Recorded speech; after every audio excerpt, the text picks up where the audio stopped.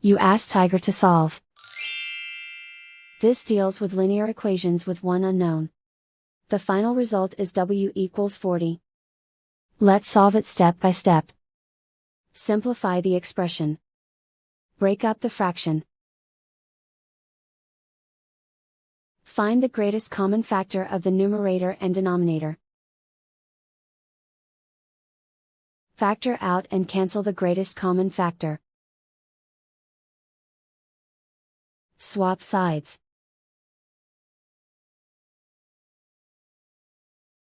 Group all constants on the right side of the equation. Add 7 to both sides. Simplify the arithmetic.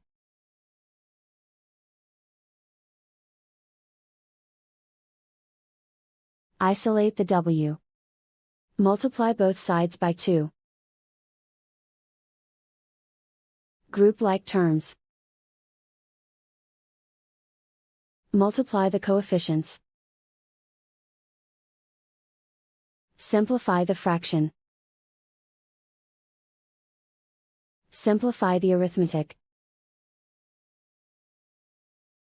And so the final result is w equals 40.